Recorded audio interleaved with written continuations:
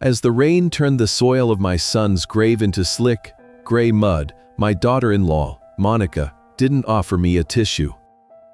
Instead, she handed me a black garbage bag filled with my clothes and whispered, "You're trespassing, Elias." She promised to cut me loose, to let me drift away like useless debris so she could sell the shipyard to the highest bidder. But she made a catastrophic navigational error. She thought I was just a retired naval architect, a relic rusting in the dry dock. She didn't know that the lawyer holding my son's will was operating under my command, not hers.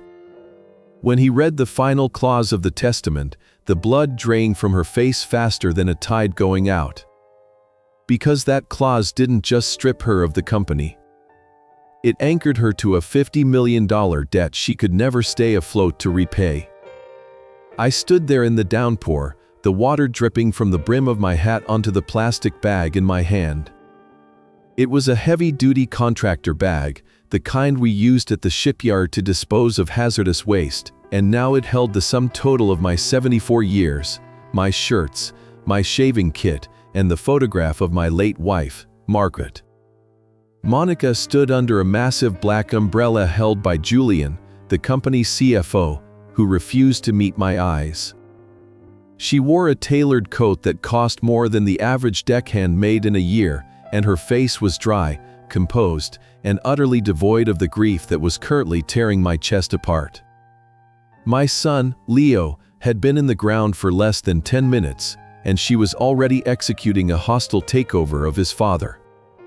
"The driver has instructions to take you to the Motor City Inn by the docks," Monica said, her voice cutting through the sound of the rain like a high-tensile wire. "It's paid for through the weekend. After that, you're on your own." She checked her watch, a gesture of impatience that felt like a slap. "Do not come back to the estate, Elias. The locks have been changed, and the security codes have been wiped. If you attempt to enter the grounds, I will have you arrested for trespassing. We're listing the property on Monday, and I don't need a senile old man frightening the buyers." "Senile," I repeated, the word tasting like rust in my mouth. I looked at Julian. He was a man who knew spreadsheets but couldn't tell a keel from a rudder. Tech bro Leo had hired to modernize the books. He was shifting his weight uncomfortably, his Italian loafers sinking into the mud. "Is this your financial strategy, Julian?" I asked, my voice steady despite the cold seeping into my bones. "Evicting the founder to streamline the assets." Julian looked away, focusing on a distant mausoleum. "It's just business, Elias," he muttered. "The company is bleeding. We need to cut the dead weight." The dead weight. That was what I had become. I looked past them to the black limousine parked on the asphalt path. The rear window was cracked open an inch, and I saw a small, pale face pressed against the glass. Noah. My grandson. He was 10 years old, with Leo's eyes and Margaret's artistic hands. He was crying, his breath fogging up the window. He waved at me, a frantic, desperate motion. I took a step toward the car, the instinct to protect him overriding the logic of the situation. "Noah." I called out, my voice cracking. "Grandpa is here." Monica stepped in front of me, blocking my path with the umbrella. It was a calculated maneuver, a physical barrier deployed with cold precision. "Don't," she hissed. "Noah stays with us. You are a bad influence, Elias. You're confusing him. He needs stability, not an old man ranting about ship holes and the good old days. We're sending him to a boarding school in Zurich next month. It's better this way." She turned to Julian. "Get in the car. We're done here." I watched them walk away. I watched Julian open the door for her, his hand lingering on her back with a familiarity that confirmed suspicions I had ignored for months. They got into the limousine, the heavy doors slamming shut with the finality of a watertight hatch sealing a doomed compartment. The engine purred to life, and the car rolled away, tires splashing through the puddles, taking the only family I had left away from me. I was left alone in the cemetery, holding a garbage bag of clothes, standing over my son's fresh grave while the Seattle rain tried to wash me into the sound. I didn't cry. Tears are for men who have hope, and at that moment, my reserves were empty. Instead, I felt a shift in my internal ballast. The grief was still there, a heavy load in the hold, but something else was taking over, a cold, mechanical clarity. Monica saw an old man washing out to sea. She didn't realize that she had just declared war on a man who had spent 50 years designing ships to survive the worst storms the Pacific could throw at them. I gripped the plastic bag tighter. I wasn't going to drift. I was going to correct my course, and then I was going to ram them. I walked. The limousine had vanished into the gray mist of the I-5 corridor, leaving me on the side of the road with the taste of exhaust fumes and betrayal on my tongue. The walk to the Motor City Inn was a 3-mile trudge through the industrial underbelly of Seattle, a landscape of rusted shipping containers and wet asphalt that matched the wreckage of my own life. My hip, which had replaced a ball joint 5 years ago with titanium, clicked with every step, a mechanical metronome counting down the seconds of my exile. The garbage bag struck my leg rhythmically. It was a heavy, degrading pendulum. Inside were my shirts, still smelling of the cedar closet in the estate I had designed, now reduced to bulk refuse. I reached the motel as the streetlights flickered on, buzzing with the same agitated frequency as my own nerves. The Motor City Inn was a place where dreams went to dry dock and never came back out. It sat in the shadow of the giant cranes of the port, the very cranes I had helped commission in the 80s. Now, they loomed over me like indifferent steel giants.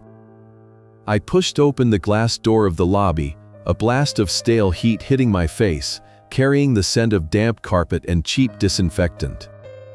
The clerk was behind bulletproof glass, a young man with headphones around his neck and eyes that had seen enough misery to stop asking questions. "Name?" he asked, not looking up from a magazine. "Elias Thorne," I said. My voice sounded foreign to my own ears, raspy, weak. I wasn't the CEO of Thorne Marine anymore. I was a wet old man with a garbage bag. Room 109. "Paid through Sunday," he grunted, sliding a plastic key card through the slot. "Checkout is at 11. No guests after 10. No smoking." I took the key. I didn't ask who paid for it. I knew. It was a line item on Julian's spreadsheet, disposal of founder, $189. I walked to room 109. It was on the ground floor, facing the alley where a dumpster overflowed with wet cardboard. I unlocked the door and stepped inside.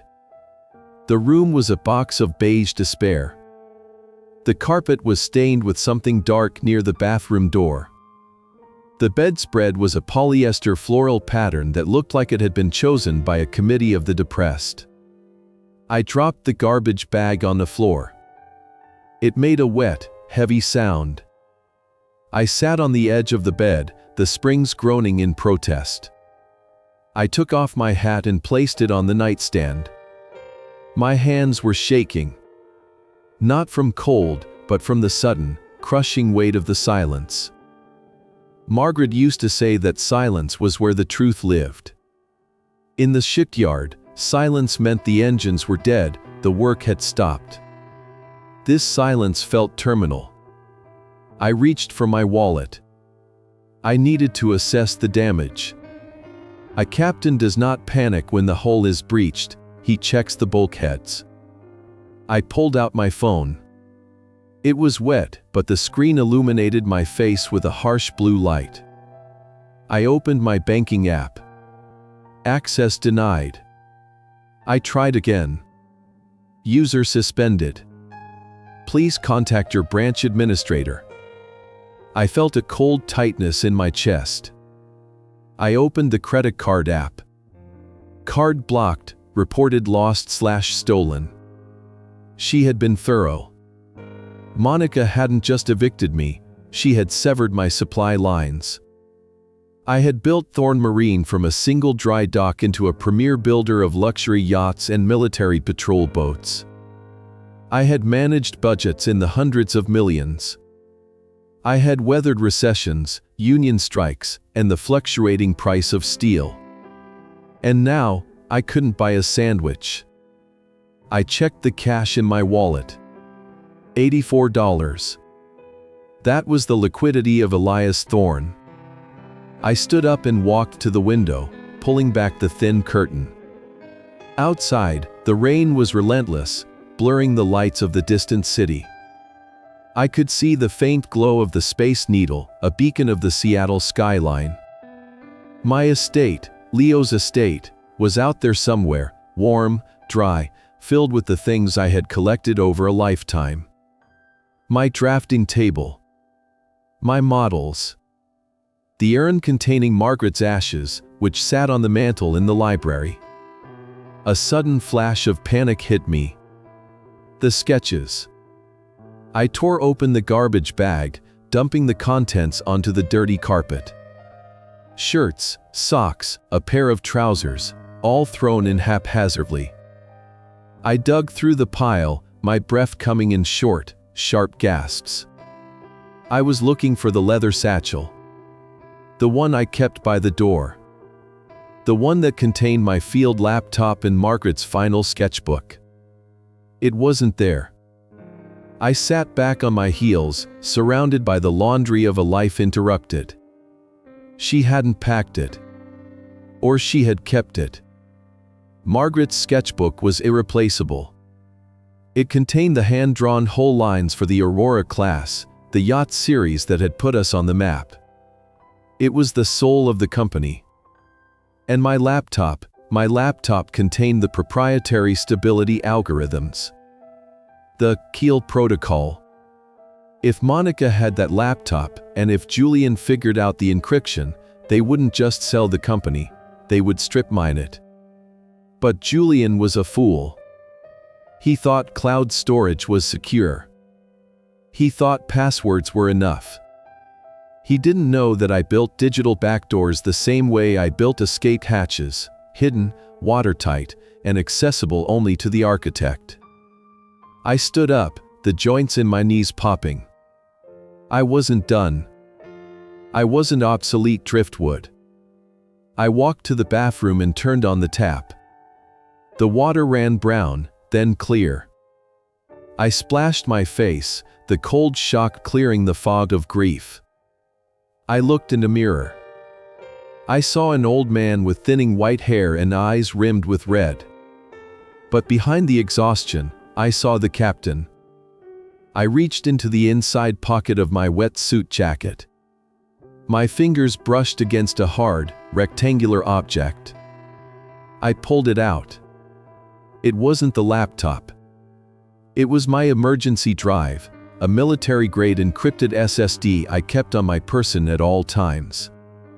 A habit from the naval contract days. It held the ghost image of the shipyard server. I didn't have the laptop, but I had the keys to the kingdom. I just needed a terminal. I looked at the cheap television bolted to the dresser. I looked at the phone on the bedside table. I needed hardware. I needed a base of operations. I picked up the room phone and dialed a number I hadn't used in 10 years. Admiral Vance. He was retired JAG, a man who argued cases like he was firing broadsides. Vance, a gruff voice answered on the second ring. "It's Elias," I said. "The ship has been commandeered. I'm in a life raft at the Motor City Inn. I need a pickup, and I need a secure line." There was a pause, then the sound of a chair scraping back. Sit tight, Captain. I'm bringing the cavalry. I hung up the phone. I sat in the chair by the window and watched the rain fall. Let them have their champagne. Let them toast to their victory. They had forgotten the first rule of the sea: you never turn your back on the horizon, because that's where the storm comes from. And I was the storm. 30 minutes later, the distinct, throaty rumble of a V8 engine cut through the hiss of the rain. I pulled the curtain back just enough to see a black Lincoln Navigator pull into the lot, its polished chrome gleaming like a pearl in a pile of coal. It parked next to a rusted hatchback with a flat tire, a stark visual representation of the lifeline that had just arrived. Admiral Vance didn't knock. He rapped on the door with the heavy, authoritative cadence of a man who had spent 40 years giving orders that determined the fate of nations. I opened the door, and the damp night air rushed in, carrying the scent of ozone and the Admiral's pipe tobacco. "You look like hell, Elias," Vance said, stepping inside and shaking the water from his trench coat. He was 75, built like a dreadnought, with a face carved from granite and eyes that missed nothing. He didn't offer pity. He offered a firm handshake that felt like gripping a steel cable. "I've had better days, Thomas," I admitted, locking the door behind him. "The hole is breached, and I'm taking on water." Vance set a heavy, waterproof Pelican case on the stained bedspread. "Then let's patch the leak and return fire." He popped the latches with a sharp snap.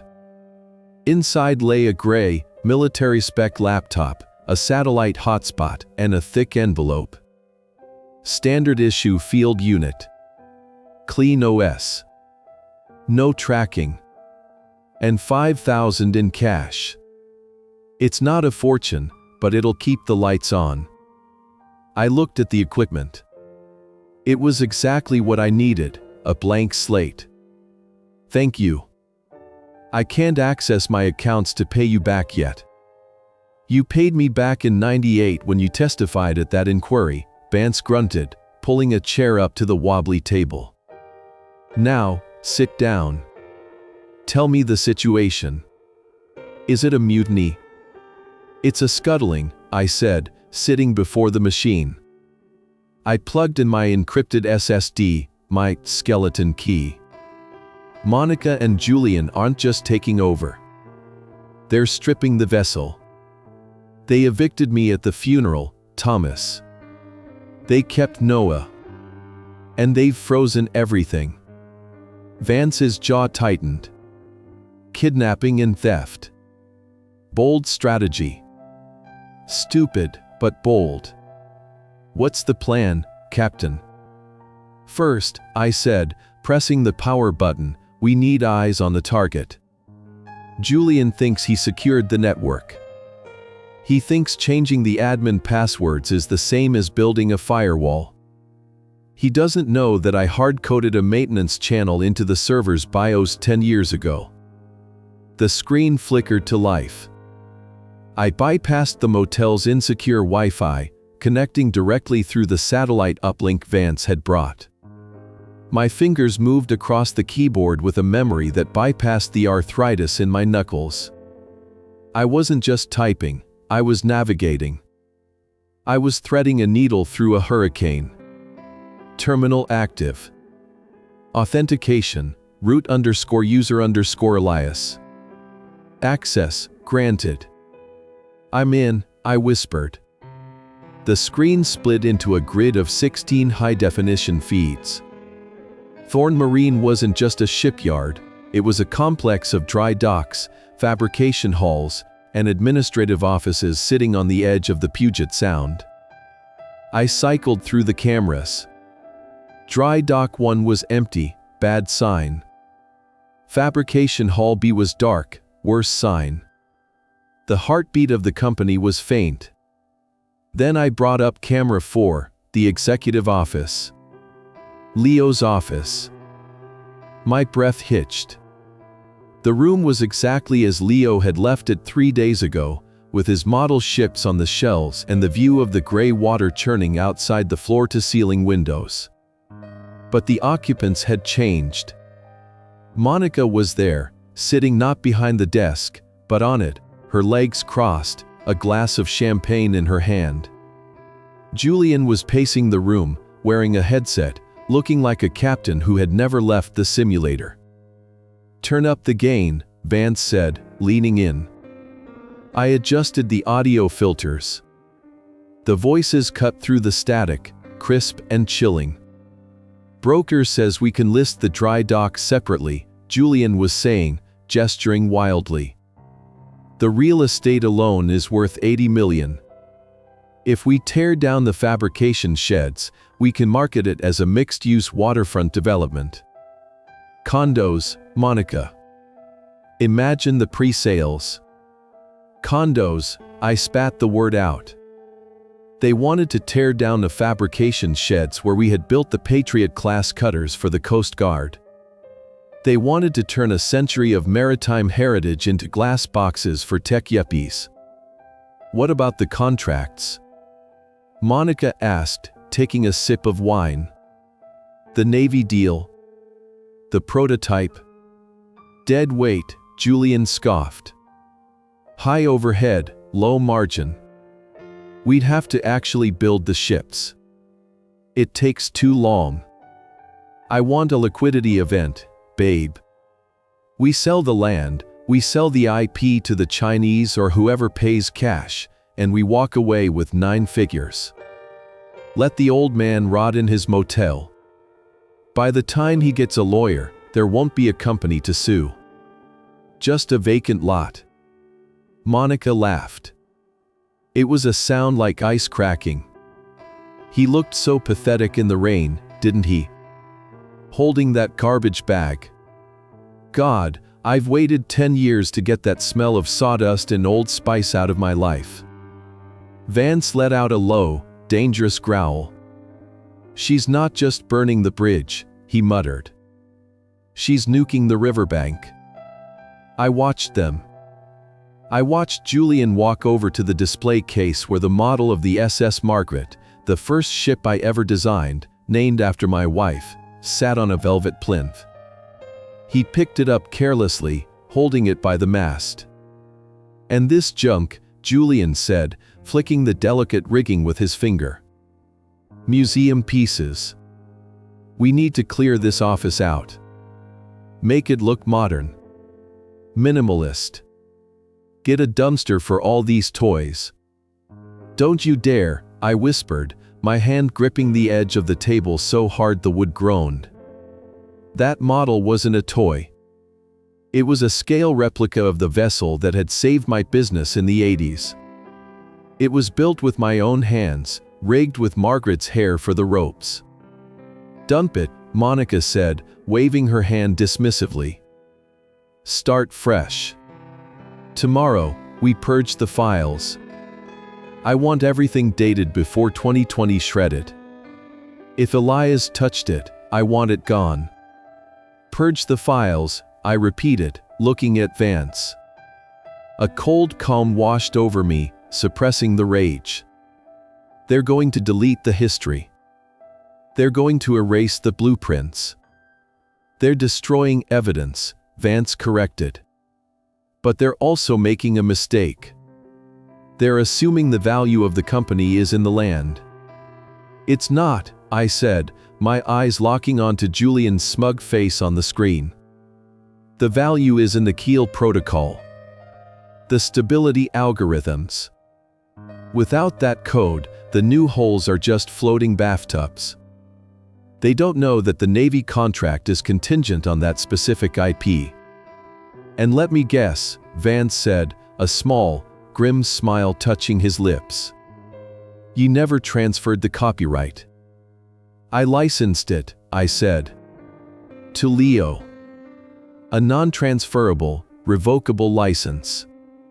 If the CEO dies, or if the company changes hands without my signature, the license evaporates." "Then we have them," Vance said. "We let them sell.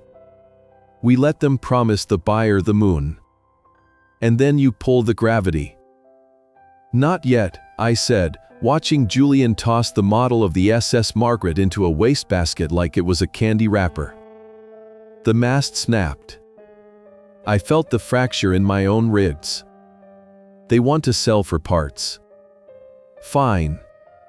I'm going to give them a buyer. I'm going to give them a number so big they'll forget to check the hull for leaks. I'm going to make them steer this ship right into the rocks. I minimized the video feed and opened a new terminal window. I began to type, the keystroke sounding like gunfire in the small room. "What are you doing?" Vance asked. "I'm creating a ghost," I said. "They want a liquidity event. I'm going to give them a tidal wave." I accessed the domain registry tools. I routed the connection through a proxy server in Virginia, right next to the Pentagon. I began to construct a digital facade for Vanguard Defense Systems. If Monica wanted a buyer, I would give her one. I would give her a shark bigger than she was. "I need you to be the contact, Thomas," I said, not looking up. "You still have your clearance. You still sound like the voice of God when you're on the phone." "I can summon thunder when required," Vance agreed. "What's the play?" "We offer them $150 million, I said. Cash. 7-day close. We tell them we want the shipyard for a classified destroyer program. We tell them the IP is the crown jewel. We make them sign a warranty guaranteeing they own it. And when you revoke the license?" Vance asked. "They breached the contract," I said. "And the penalty clause will be $50 million. Personal liability." I looked back at the screen. Monica was pouring more champagne, toasting to her future. She didn't see the torpedo in the water. She didn't know the captain was still at the helm. "Pour away, Monica," I whispered. "That's the last drink you're ever going to enjoy." The video feed from the executive office flickered slightly, a digital hiccup caused by the storm battering the satellite dish on the roof of the shipyard. But the image stabilized quickly, sharp enough for me to see the dust motes dancing in the light of the gas fireplace Leo had installed last winter. Julian was rummaging through the lower cabinets of the credenza, pulling out binders and files, tossing them into a large recycling bin with the casual indifference of a man clearing out a dead tenant's apartment. He was humming a tune, something pop and vapid, while Monica inspected the wet bar, holding a crystal tumbler up to the light to check for spots. "It's mostly old contracts in here," Julian called out, his voice tinny through the laptop speakers. "Stuff from the 90s. Handwritten logs. Who keeps handwritten logs in the 21st century? It's inefficient data storage." "Your father-in-law was a Luddite, Julian," Monica replied, pouring herself another drink. "He didn't trust the cloud. He thought ink on paper had soul. He was romantic about steel.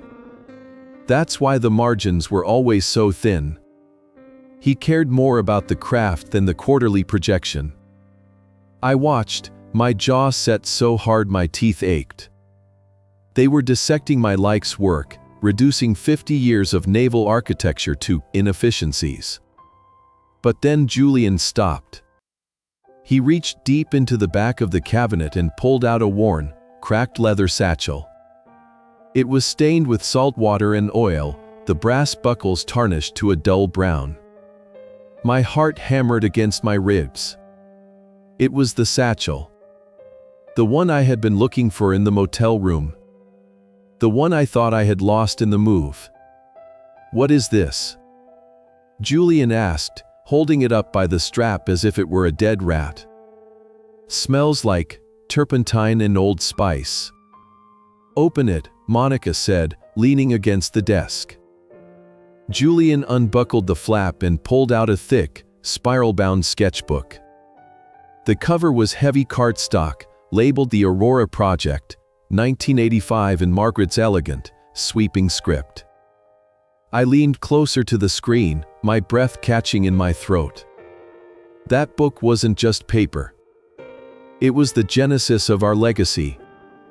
It contained the hand-drawn lines of every hull we had ever built, the sketches Margaret had made while sitting on the dock at sunrise, translating my mathematical calculations into curves of beauty and strength.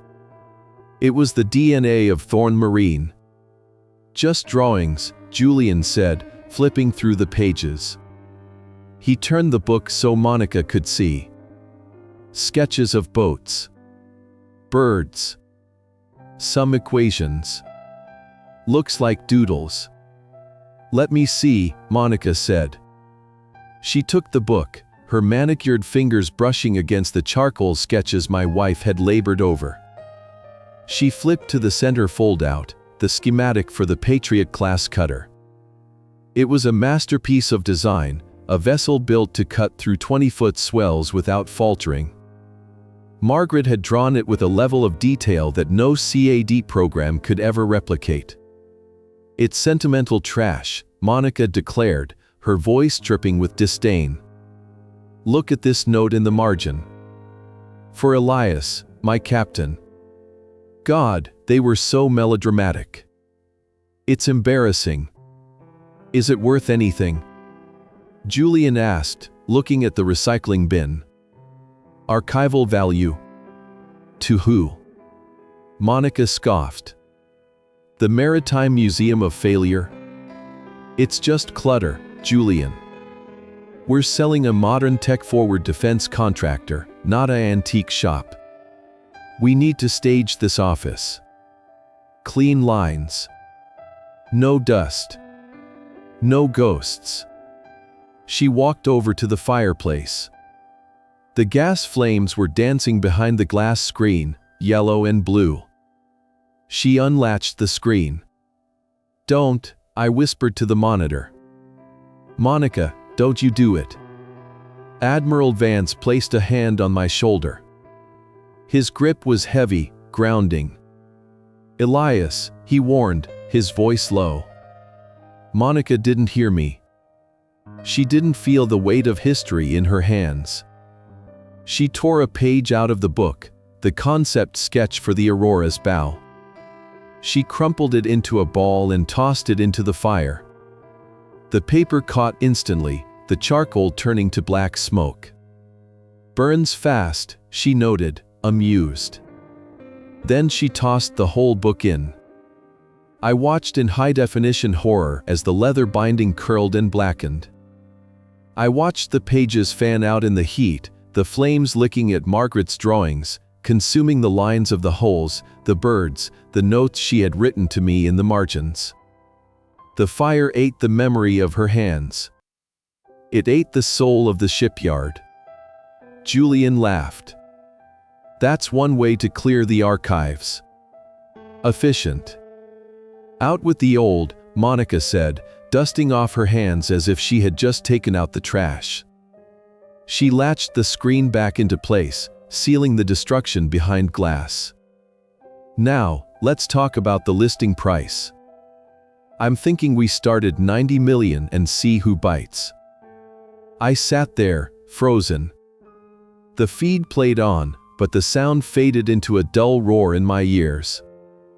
I felt a physical pain in my chest, a sharp, tearing sensation, as if a rivet had popped under extreme pressure. But then, the pain stopped. It was replaced by something else. Something cold. Something absolute. It was the feeling of a hole breaching, the icy water rushing in, not to drown me, but to harden me. The grief I had felt at the funeral, the shock of the eviction, the humiliation of the motel, it all evaporated in the heat of that fireplace. Margaret was gone. Her book was ash. And the woman standing in my son's office, drinking his wine and burning his mother's art, was no longer family. She was a hostile combatant. I looked at the screen, my eyes dry. The cold ember of rage that had been smoldering since the cemetery suddenly ignited, burning with a clean, blue flame. A structural engineer knows that fire weakens steel, but controlled heat tempers it. I wasn't weak. I was tempered. "Are you okay, Captain?" Vance asked quietly. I turned to him. My face felt like a mask of stone. "She didn't just burn a book, Thomas. She burned her treaty. She burned the only thing that might have made me show mercy." I turned back to the laptop. I closed the video feed. I didn't need to watch them anymore. I knew exactly who they were. I opened the email client I had set up for Vanguard Defense Systems. The cursor blinked on the blank white screen, a rhythmic pulse waiting for a command. "They want to sell the future," I said, my voice steady, devoid of any tremor. "Then let's buy it. Let's offer them a price so high it blinds them. Let's make them sign their names in blood on a contract they don't understand." I began to type. Subject: Acquisition Proposal, Project Trident from Admiral Marcus Sterling, Ret, Director of Acquisitions, Vanguard Defense to Julian Banks, CFO, Thorn Marine. "Mr. Banks, following our internal assessment of your facility's capabilities."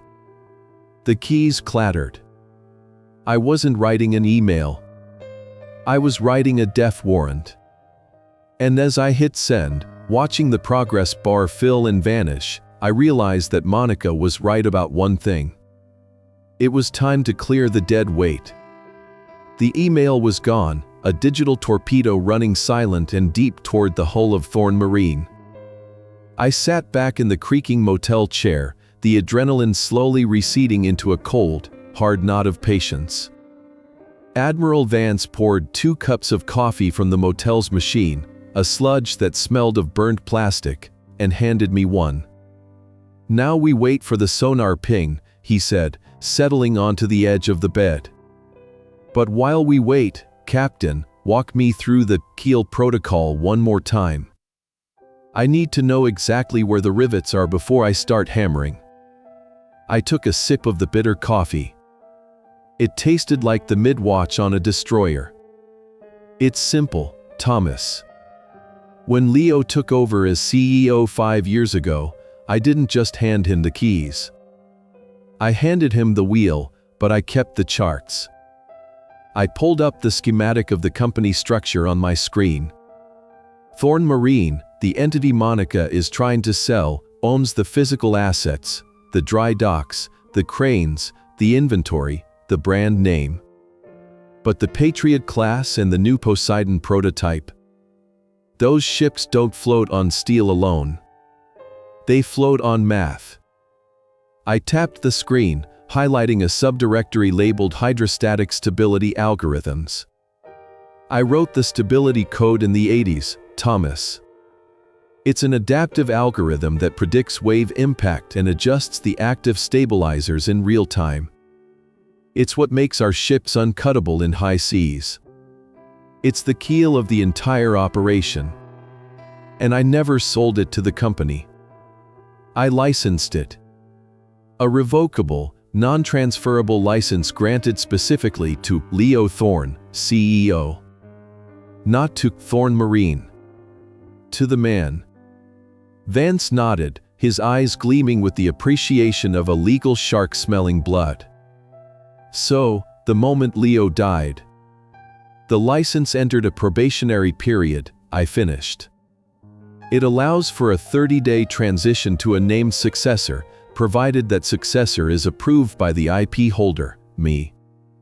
But if the company attempts to sell majority control to an outside party without that approval, the license terminates instantly. And anyone who sells the company claiming they own that code is committing fraud.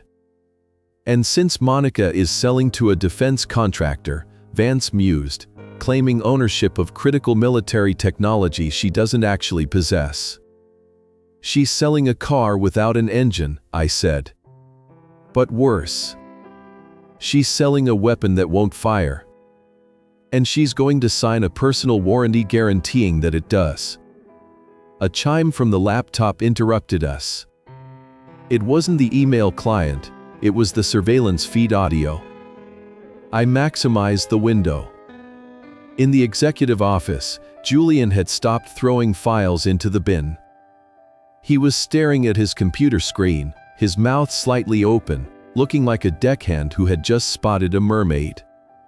"Monica," Julian whispered, his voice trembling. "Come here. You need to see this." Monica, who had been busy wiping down the wet bar, walked over, annoyed. "What now? Did the bank call about the overdraft?" "No," Julian said, pointing at the screen. "Look at the sender. Vanguard Defense Systems. Subject, Acquisition Proposal, Project Trident." I watched Monica read the email. I saw her eyes widen as she scanned the text, hitting the number I had buried in the second paragraph, $150 million. She grabbed the back of Leo's chair to steady herself. The greed wasn't a slow dawn, it was a flashover fire. It consumed her instantly. "Is this real?" she gasped. "Vanguard? That's military-industrial complex money. That's blank check money." "I'm checking the headers," Julian said, his fingers flying across the keyboard. "Domain is valid. Encryption key matches their public key. It's legit, Monica. They want a 7-day close. They want the Poseidon prototype." 150 million, Monica repeated, the number rolling off her tongue like a prayer. "That's 75 million each. Julian, we could buy the villa in Como. We could buy the whole damn mountain. But there's a condition," Julian said, scrolling down. "They require proof of consolidated ownership. They want a clean chain of title. No probate delays. No contesting heirs." Monica's face hardened. She looked at the empty chair where Leo used to sit. "We need to fast-track the probate. We need to get the judge to sign off on the emergency transfer of assets. We tell them it's for the stability of the company, that we have a sensitive defense contract on the line." "And the old man?" Julian asked, looking at the door as if I might burst in. "If he gets wind of this, he'll try to block it. He'll want a cut." "He won't know," Monica said, her voice dropping to a conspiratorial hiss. "He's in a motel room with no money and no lawyer. We keep this quiet. We sign the papers, we transfer the title to me, and we sell to Vanguard the next day. By the time Elias realizes what happened, the money will be in the Caymans and will be gone." I looked at Vance. He was smiling, but it wasn't a kind smile. It was the smile of a captain watching an enemy ship sail directly into a minefield. "She's taking the bait," Vance said softly. "She's going to rush the legal process to get the cash. She's going to bypass due diligence. She's going to run the engines at 110%, I agreed. She's going to strip the safety protocols to get to the finish line faster. She doesn't realize she's racing toward a cliff." On the screen, Monica picked up her phone. "I'm calling the family attorney. Not Vance, he's old guard. I'm calling that shark from downtown, Sterling. We need this done by Friday." "Friday," I said to the empty room. "That gives us 4 days to prepare the depth charges." Vance stood up and buttoned his trench coat. "I'll handle that the Vanguard side. I'll make sure the inquiries are robust, demanding, and utterly convincing. I'll make them sweat for the sale. You just stay hidden, Elias. Don't let them see you. Let them think you've drowned. I'll be a ghost, I promised. Vance left, stepping back out into the rain. I sat alone in the dim light of the motel room, watching the woman who had burned my wife's art celebrate her imaginary fortune. She was toasting with my son's champagne. She was laughing. She didn't know that the Kiel Protocol wasn't just a clause in a contract. It was a dead man's switch. And she had just placed her finger on the trigger. I turned back to the terminal and opened the file labeled termination_sequence.exe. I wouldn't run it yet. A good captain waits until he sees the whites of their eyes. But I primed it. I entered the command string, leaving only the final enter key for the boardroom. Friday, I whispered. We'll see who floats on Friday.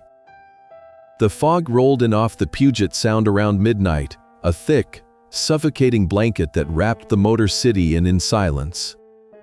It was the kind of weather that grounded flights and kept ships in the harbor, but in the digital ocean where I was currently operating, visibility was unlimited. I sat at the wobbly laminate table, my eyes locked on the screen of the ruggedized laptop. Beside me, Admiral Vance was reviewing a dossier he had compiled on Vanguard Defense Systems, the shell entity we had created out of zeros and ones to sink Thorn Marine. He adjusted his reading glasses, checking the time on his field watch. 0900 hours in DC, Vance rumbled, his voice dropping into that terrifyingly calm register he used when addressing the Joint Chiefs. Time to fire the warning shot. He picked up his encrypted satellite phone. On my screen, I watched the live feed from Leo's office. Julian was there, looking disheveled, surrounded by stacks of paper. He had clearly spent the night trying to organize the chaos of the company's finances. Monica walked in a moment later, holding a steaming cup of coffee, her face masked in expensive moisturizer but betraying the tightness of sleepless greed. The phone on Julian's desk rang. It was a shrill, demanding sound in the quiet office. Julian jumped, nearly knocking over his coffee. He looked at the caller ID. "It's them," Julian whispered, his eyes widening. "Washington, D.C. area code." "It's Vanguard." "Answer it," Monica hissed, setting her cup down. "And put it on speaker. Don't sound desperate. Sound busy." Julian cleared his throat, smoothed his tie, and pressed the button. "Julian Banks, CFO, Thorn Marine." "Mr. Banks," Vance said into the satellite phone, his voice projected through the shipyard speakers with the gravelly resonance of a diesel engine. "This is Director Sterling with Vanguard Acquisitions. I'm looking at your file, and I have a team of auditors standing by to board. The question is, are you ready to receive us, or should I tell my pilot to file a flight plan for San Diego instead?" I watched Julian swallow hard. "Director Sterling. No, we are absolutely ready. We received your email. The valuation is within our expectations." "The valuation is generous, Mr. Banks," Vance corrected, cutting him off. "Because we aren't buying a boatyard. We're buying the Poseidon prototype and the stability algorithms that keep it upright. My engineers tell me that code is the only thing standing between a Navy's next destroyer and a capsizing event in the North Atlantic. I need to know that code is yours. Clear title. No encumbrances. No licensing disputes." Monica leaned over the desk, her voice chirping with the charm she usually reserved for gala donors. "Director Sterling, this is Monica Thorne. I am the interim CEO and the majority shareholder. I can personally assure you that Thorn Marine owns every rivet, every wire, and every line of code in our systems. My late husband built this technology from the ground up." I flinched. The lie was smooth, practiced. She was erasing me in real time, rewriting history to suit the sale. "Mrs. Thorne," Vance said, his tone softening just enough to bait the hook. "Condolences on your loss. I understand this is a difficult time. But the Department of Defense operates on deadlines, not sentiment. We have a funding window that closes in 7 days. If we don't have a signed purchase agreement and a warranty of title by next Friday, the funds reallocate to General Dynamics." 7 days is tight, Julian stammered. "The probate hearing is usually." 7 days is the mission parameter, Vance barked. "If you can't navigate that, you aren't the partner we need. I need a yes or a no, Mrs. Thorne. Can you deliver a clean chain of title by Friday?" Monica looked at Julian. I saw the calculation behind her eyes. She saw the $150 million vanishing. She saw the villa in Como slipping away. "Yes," Monica said, her voice steel. "We can. We will fast-track the probate. I will have the court order transferring full ownership to me by Thursday afternoon. We can sign on Friday." "Excellent," Vance said. "I'll have my legal team draft the papers. But be warned, Mrs. Thorne. These contracts contain standard federal acquisition clauses. Specifically, the representation of IP ownership. You will be personally guaranteeing that the assets are wholly owned by the corporation. If we find out later that there's a lien, a license, or a third-party claim, well, the penalties are designed to be prohibitive. Do you understand?" "I understand," Monica said, dismissing the warning with a wave of her hand. "The IP is ours. There are no other claims. My father-in-law is retired. He has no interest in the company." "Good," Vance said. "I'll see you Friday." Sterling out. Vance ended the call and set the phone down on the motel table. He looked at me, his expression grim. "She didn't even blink, Elias. She just promised the federal government she owns your life's work." "She thinks she does," I said, staring at the screen where Monica and Julian were now high-fiving. "She thinks because she evicted the architect, the building belongs to her. She doesn't understand that the foundation is still in my name." On the screen, the celebration was short-lived. Julian sat back down, his face paling as the reality of the timeline set in. "Monica, 7 days. We need to get the judge to sign off on the emergency transfer. And we need to make sure Elias doesn't show up. If he contests the will, if he even files a motion, the title is clouded and Vanguard walks." "He won't show up," Monica said, pacing the room. "He's broke, Julian. I checked the accounts this morning. He hasn't spent a dime because he can't. He's probably sleeping in a shelter. He doesn't have a lawyer. He doesn't even have a phone that works. We should offer him a settlement," Julian suggested weakly. "Just to be sure. Throw him $100,000 to sign a waiver." "No," Monica snapped. "You give a dog a bone, he keeps coming back. We starve him out. I've already told security to double the patrols. And I'm going to call Sterling, the real lawyer, our lawyer, and tell him to push the hearing. We'll tell the judge that the sale is critical for national security. That will grease the wheels."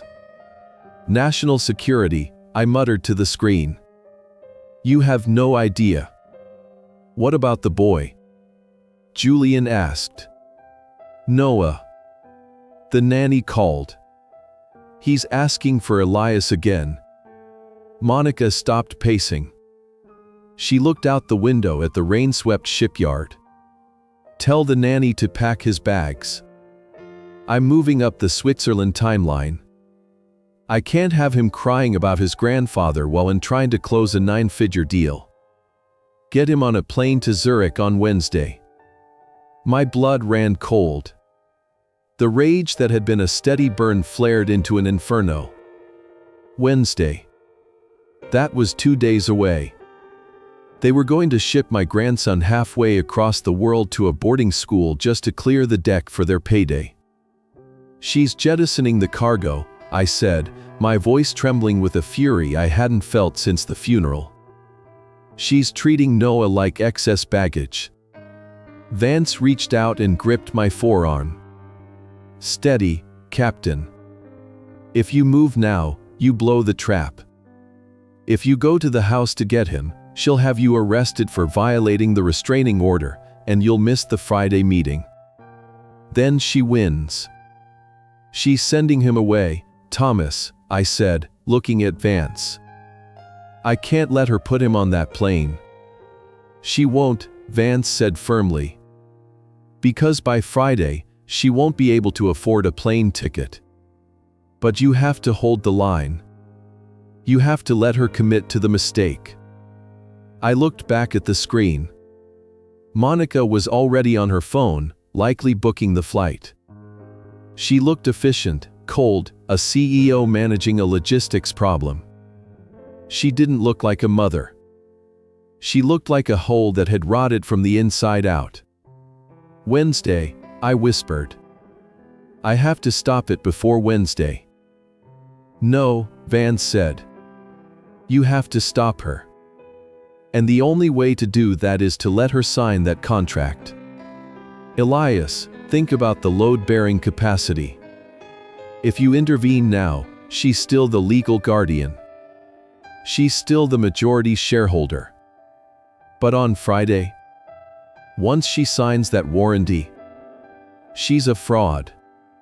She's a criminal. And custody hearings look very different when the mother is in federal handcuffs. He was right. The logic was sound. But it felt like watching a ship sink with my heart inside it. I took a deep breath, forcing the discipline of 50 years at sea to override the panic of a grandfather. Okay, I said. We wait for Friday. But Thomas, when this trap springs, I wanted to snap bone. It will, Vance promised. Now, let's draft the purchase agreement. I want to make sure the personal liability clause is bold enough that even a blind man could see it, but subtle enough that a greedy woman will ignore it. I turned back to the keyboard. I began to type the contract that would end Monica Thorne. Every clause was a rivet, every paragraph a steel plate.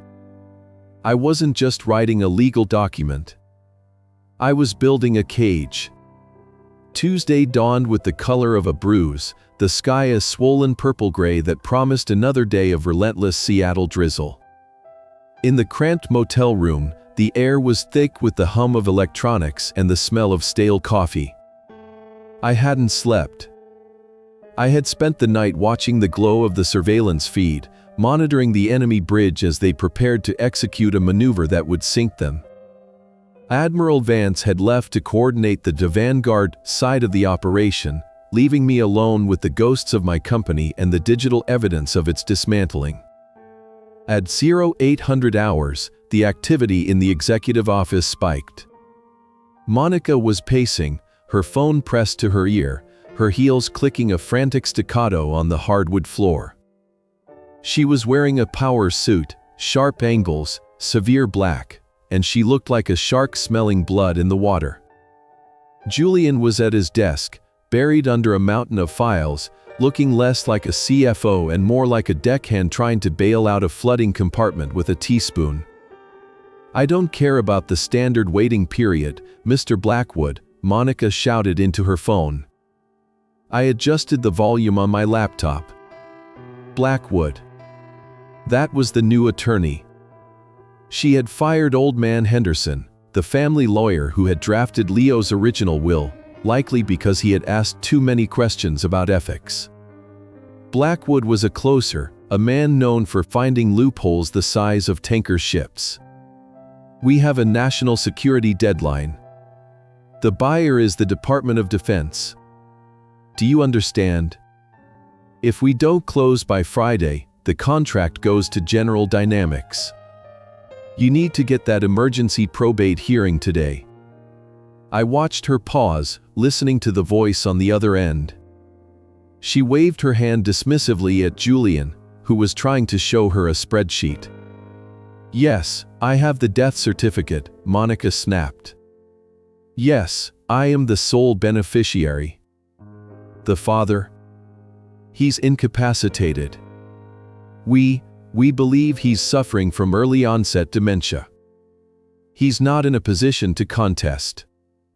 He's wandering the street somewhere. Just file the motion, Blackwood. Use the Emergency Asset Preservation statute. Tell the judge the company will collapse without immediate transfer of ownership. Incapacitated, I whispered, my voice rough. She was doubling down on the lie. She wasn't just stealing the company, she was scuttling my reputation to grease the skids. A structural engineer knows that once a crack starts, it propagates until the beam fails. Monica's integrity had fractured years ago. Now, the whole structure was coming down. She hung up the phone and turned to Julian. It's done. The hearing is set for 2 p.m. We walk in, we show the judge the Vanguard offer, we claim the deal dies if the title isn't clear, and we walk out as the legal owners of Thorn Marine. By Friday morning, the money will be wired. Did you check the IP registry? Julian asked, his voice wavering. He held up a thick binder. I was looking through the old ledgers last night. There's a lot of references to a licensing fee paid to Elias every year. $1. It seems symbolic. My heart rate slowed. This was the moment. The sonar ping. If Julian pulled that thread, the whole trap would unravel. If he realized that the dollar wasn't a symbol but a contract, he might stop the engines. $1? Monica laughed. It was a harsh, metallic sound. It was Leo throwing the old man a bone, Julian. Elias liked to pretend he was still relevant. He liked to think he was consulting. It was charity. Don't overthink it. But the warranty clause, Julian pressed, tapping the Vanguard contract draft on his screen. We're personally guaranteeing that we own the code. If we don't, if that license is real. Julian, look at me, Monica said, leaning over the desk. She placed her hands flat on the wood, invading his space. We are staring at $150 million. Do you want to lose that because you're scared of a piece of paper from the 80s? Elias is gone. He's driftwood. He's not going to sue us. He doesn't even have a lawyer. We own the code because we own the company. Possession is 9/10 of the law. Possession is nothing without a title, I murmured to the screen. Monica was operating on the pirate's code, take what you can and burn the rest. She didn't understand that maritime law is written in iron. Julian hesitated, then nodded slowly. The greed overrode the caution. Okay. We sign. But we move the money fast. As soon as the wire hits, we transfer it to the offshore accounts. If Elias wakes up and tries to make a claim, let him sue a shell company in the Caymans. Exactly, Monica said, straightening up. Now, where is the boy? The car for the airport is coming tomorrow morning. I want him packed and ready. I stiffened. The camera feed switched to the living room of the estate. The nanny, a young woman named Sarah who had always been kind to me, was kneeling on the floor next to a small suitcase. Noah was sitting on the sofa, his legs swinging listlessly. He was holding a small wooden block, a hole we had started carving together last month. He looked small, defeated. "I don't want to go to Switzerland, Sarah," Noah said, his voice barely picked up by the microphone. "I want to stay with Grandpa." "I know, sweetie," Sarah said, wiping her eyes. "But your mom says it's a great school. You'll learn to ski. And maybe Grandpa can visit." "Mom said Grandpa is sick," Noah said, looking at the block of wood. "She said he forgot who we are." I closed my eyes. The pain was physical, a sharp pressure in the center of my chest. She was poisoning him against me. She was telling him I was senile so he wouldn't fight back. It was a tactical isolation, cutting the tender from the mothership so it would drift alone. "Grandpa hasn't forgotten anything," I whispered to the dark motel room. "I'm just plotting the rescue course, Noah. Hold on." At 2 p.m., the feed showed Monica and Julian leaving the office, dressed in their somber, grieving family suits, carrying leather briefcases. They were heading to court. I sat in the motel, unable to intervene. I had to let the judge bang the gavel. I had to let the legal system validate their theft. It was the only way to make the trap airtight. If she didn't legally own the company, she couldn't legally act as the guarantor. I needed her fingerprints on the murder weapon. 3 hours later, they returned. The atmosphere in the office had shifted from tension to euphoria.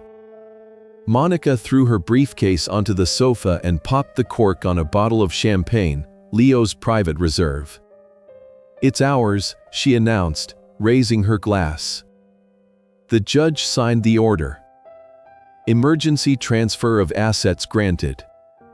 I am the CEO, the chairwoman, and the sole shareholder of Thorn Marine. Did Blackwood ask about the IP? Julian asked, pouring himself a drink. He asked if there were any other claims, Monica said, taking a long sip. I told him no. And guess what? Since Elias wasn't there to object, the judge took my word for it. We're clear, Julian. We're clear to close. I'll email Vanguard, Julian said, grinning. I'll tell Director Sterling we have the title. We can sign on Friday. I watched them toast. They were celebrating their own execution. They had just committed perjury. They had just defrauded the court. And they were about to defraud a defense contractor. They were piling weight onto a deck that was already groaning under the strain. I opened the email client on my laptop. It was time to tighten the noose. Subject, Acquisition timeline from Director Sterling, Vanguard Defense to Monica Thorne, CEO. Mrs. Thorne, excellent news regarding the probate. My legal team has prepared the final closing documents for Friday at 1,000 hours.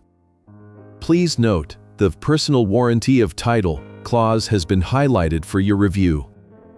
Given the expedited nature of this deal, Vanguard requires you to personally indemnify the transaction against any IP disputes. This is standard procedure for fast-track acquisitions. See you on the bridge. I hit send. Monica's phone pinged a moment later. She read the email and laughed. Standard procedure, she said, waving the phone at Julian. He wants me to personally guarantee the IP. Fine. I'll sign it. What's Elias going to do? Rise from the dead? He might, Julian joked. Let him try, Monica said, her eyes cold and hard. I'm the captain now. I sat back in the shadow of the motel room. You're not the captain, Monica, I said softly. You're just the cargo. And we're about to dump the ballast. Wednesday morning arrived with a relentless, hammering rain that sounded like gravel being thrown against the motel window. Inside room 109, the air was stale, recycled, and heavy with the static of the surveillance equipment. I hadn't slept. I had spent the night staring at the glowing grid of the laptop screen, a digital window into the life that had been stolen from me. Admiral Vance had returned to his own command center to finalize the Vanguard paperwork, leaving me alone on the bridge of this sinking ship. At 0700 hours, the feed from the estate's living room flickered to life. The camera, hidden discreetly in the crown molding of the ceiling, a precaution I had installed years ago after a break-in down the street, captured the scene with brutal clarity. It was a tableau of abandonment. Sarah, the nanny, was kneeling on the Persian rug, surrounded by open suitcases. She was folding Noah's clothes with a slowness that spoke of reluctance, smoothing out his small t-shirts and sweaters as if she were handling religious artifacts. Noah sat on the edge of the sofa, his legs dangling, not touching the floor. He was clutching the wooden hull of the model schooner we had been carving together. It was unfinished. The masts were missing, the sanding was rough, and it looked exactly like what it was, but project interrupted by tragedy. He wasn't crying. He had moved past tears into that hollow, thousand-yard stare that I had seen on sailors who had been adrift for too long. "Do I have to take the winter coat?" Noah asked, his voice small and tinny through the laptop speakers. "Grandpa said we were going to finish the boat this weekend. He said we needed to steam the wood for the whole planks." "We have to pack everything, Noah," Sarah said, her voice trembling. She didn't look at him. She couldn't. "Your mom wants you to have all your worn things. Switzerland it's cold there. There's lots of snow." "I don't like snow," Noah whispered. "I like the ocean. Grandpa says the snow is just rain that gave up." I gripped the edge of the motel desk until my knuckles turned white. Rain that gave up. It was something I had told him during a blizzard last year when the power went out. He remembered. He was holding on to my words like a lifeline, and I was sitting in a cheap motel 3 miles away, watching him drift out to sea without a line. The sound of heels clicking on the hardwood floor announced Monica's arrival. She swept into the room, dressed in a sharp gray suit that looked like armor. She was holding a tablet, scrolling through emails, radiating the frantic energy of a woman who was juggling a dozen lies and terrified of dropping one. "Is he ready?" Monica asked, not looking at her son. She checked her watch. "The car's service will be here in an hour. I want him at the airport by 10. The flight to Zurich connects in London, and I don't want him missing it. The headmaster at St. Gallen is doing me a huge favor taking him mid-turn." "He's packed," Sarah said, standing up. She wiped her hands on her jeans. "Mrs. Thorne, are you sure about this? It's so sudden. Leo's funeral was 3 days ago. Noah is grieving. Maybe he should stay until..." "Until what?" Monica snapped, finally looking up. Her eyes were cold, devoid of any maternal warmth. "Until he stops moping. Until he stops asking for Elias. I have a business to run, Sarah. I am closing a $150 million deal on Friday. I cannot have a crying 10-year-old in the background while I am negotiating with the Department of Defense. It's unprofessional." "He's your son," Sarah said softly, a spark of defiance in her voice. "Not a distraction." Monica stepped closer, her face hardening. "He is my responsibility, and I am deciding what is best for him. St. Gallen is the best boarding school in Europe. It's disciplined. It's structured. They don't tolerate whining. It will be good for him. It will toughen him up. God knows he needs it. He's too soft. Just like his father. I felt a surge of bile rise in my throat. She wasn't sending him to school, she was sending him to a warehouse. She wanted him gone because he was a living reminder of the husband she never loved and the father-in-law she had discarded. She wanted a clean slate for her new life in Italy, and Noah was just debris cluttering the deck. "When will you visit?" Noah asked. He hadn't moved. He was still staring at the unfinished boat. Monica sighed, an exasperated sound that grated against the microphone. "Soon, Noah. After the deal closes. I have to go to meetings. In Europe. I'll come to see you when I can. Maybe Christmas." "Christmas is 6 months away," Noah said. "Then you'll have plenty of time to study," Monica said dismissively. She turned back to Sarah. "Here is the envelope with his documents. Passport, visa, enrollment forms. Do not lose it. You are flying with him to Zurich, getting him settled in the dorms, and then you are flying back immediately. I need you out of the house by Monday. I'm listing the estate, and I don't want staff hanging around." "You're firing me?" Sarah asked, stunned. "After I drop him off." "I'm downsizing," Monica corrected. "Consider the trip to Europe your severance. Now, get moving. The car is almost here." She turned and walked out of the room, tapping on her tablet again, likely checking the wire transfer instructions for her offshore account.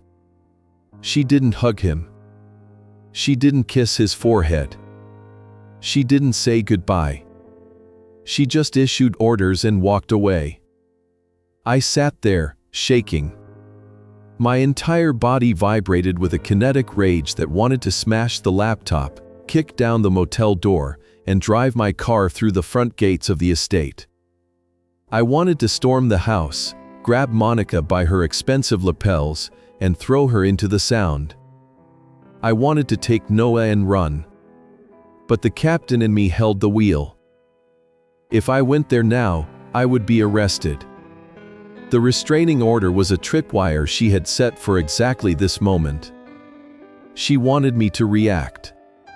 She wanted me to act like the unstable, senile old man she had painted me as in the court documents. If I showed up screaming, the police would drag me away, Monica would retain custody, and on Friday, she would sell the company and disappear with the money. Noah would still end up in Switzerland, but his grandfather would be in a cell, powerless to bring him back. "Hold fast," I whispered, the words rasping in my dry throat. "Hold fast, Elias. To save the ship, you sometimes have to seal the bulkhead, even if it means trapping good men on the other side." To save Noah, I had to let him get on that plane. I had to let him feel abandoned for 48 more hours. It was the cruelest calculation I had ever made, heavier than any steel tonnage I had ever floated. I watched Sarah zip up the suitcases. I watched Noah stand up, clutching the wooden boat to his chest. He looked at the ceiling, right at the camera, as if he sensed I was watching. "Grandpa," he whispered. "Please come back." I reached out and touched the screen, my finger tracing the outline of his face. "I'm coming, Noah," I said, tears finally spilling over and running down the deep lines of my face. "I'm plotting the course. Just keep your head above water." I watched them leave the frame. I heard the front door open and close. I switched the feed to the exterior camera. I saw the black town car waiting in the rain. Sarah guided Noah into the back seat. He looked back at the house one last time, looking for me, looking for his father, looking for anyone who cared. Then the door closed. The car drove away, disappearing down the winding driveway, taking my heart with it. I sat in the silence of the motel room for a long time. The rage that had been hot and volatile cooled into something solid, something immutable. Monica had made her move. She had jettisoned the cargo. She thought she was free. She thought she was light enough to fly. She didn't know that she had just severed the last line holding her to safety. I wiped my face with the back of my hand. I stood up and walked to the small closet where my new suit, a charcoal gray wool I had bought at a thrift store yesterday, was hanging. I checked the polish on my shoes. I checked the knot on my tie. Friday, I said to the empty room. I wasn't just going to revoke a license on Friday. I wasn't just going to bankrupt her. I was going to obliterate her. I was going to make sure that when she walked out of that boardroom, she wouldn't even own the clothes on her back. I was going to take everything she loved, her money, her status, her freedom, and I was going to burn it, just like she burned Margaret's book. And then, I was going to get on a plane to Zurich. The elevator doors to the executive suite slid open with a hushed, pneumatic hiss, revealing the sanctuary of glass and steel that my son had built. I stepped out onto the plush carpet, my thrift store shoes silent, my spine rigid. I wasn't the hunched, broken man Monica had left in the rain 4 days ago. I was the captain returning to the bridge, and I had brought the demolition crew. Admiral Vance, playing the role of Director Sterling to perfection in a severe navy suit and a pair of thick-rimmed glasses, walked beside me. He carried a metallic briefcase that looked like it contained nuclear launch codes. In a way, it did. We approached the heavy oak doors of the boardroom. I could hear them inside, laughter, the clink of china, the premature celebration of a victory that hadn't yet been won. I paused, my hand hovering over the handle. I took a breath, holding it in my lungs like a diver preparing for the deep. Then, I pushed the doors open. The conversation inside died instantly. Monica sat at the head of the long mahogany table, flanked by Julian and a nervous-looking man in a cheap suit who I assumed was Blackwood, her new lawyer. She froze, her coffee cup halfway to her mouth. Julian dropped his pen. For a second, the only sound was the drumming of the rain against the floor-to-ceiling windows that overlooked the gray churn of the Puget Sound. "What is he doing here?" Monica shrieked, slamming her cup down. Coffee sloshed onto the polished wood. She stood up, pointing a manicured finger at me. "Security. Julian, call security. He has a restraining order. He's not allowed within 500 feet of this building." "Sit down, Mrs. Thorne," Vance barked. His voice wasn't the gentle rumble of a friend, it was the command of a man who had ordered airstrikes. It filled the room, bouncing off the glass walls. Monica blinked, looking at Vance, then at me. "Who are you?" "I am Director Sterling," Vance said, walking to the other end of the table and setting his briefcase down with a heavy thud. "And I invited him." You invited him?" Monica stammered, her face flushing red. "Director Sterling, this man he is unstable. He is a trespasser. He has no legal standing in this company. I am the CEO." "I know who you are, Mrs. Thorne," Vance said, opening the briefcase and pulling out a thick stack of documents. "And I know who he is. Elias Thorne. The founder. The man whose name is on the building." Vance looked at me, then back at her. "Vanguard Defense values legacy. We value history. If I am going to buy this company for $150 million, I want the man who laid the keel to be present. I want a smooth transition. Unless, of course, you're afraid of what he might say." Monica straightened her jacket. The greed warred with the hatred in her eyes, and as always, the greed won. She couldn't risk offending the buyer. She couldn't risk the payout. She forced a smile that looked like a rictus of pain. Afraid, she laughed, a brittle, high-pitched sound. Of course not. If you want him here as a mascot, that's fine. Just don't expect him to contribute. He's a bit confused these days. She looked at me, her eyes narrowing into slits. You can sit in the corner, Elias. Try not to drool. I didn't take the corner. I pulled out the chair directly opposite her, at the foot of the table. I sat down slowly, deliberately. I placed my hands on the table, folding them over the cheap plastic watch I was wearing. I stared at her. I didn't speak. I didn't defend myself. I just held her gaze, my face a mask of stone. Let's proceed, Vance said, sliding the stack of papers across the mahogany surface. My legal team has reviewed your emergency probate order. The title appears to be in your name, Mrs. Thorne. You have moved remarkably fast. We are efficient, Monica said, reaching for the documents. Her hands were trembling slightly. We understand the urgency of your timeline, Director. Good, Vance said. These are the closing documents. The asset purchase agreement, the transfer of stock, and the non-compete clauses.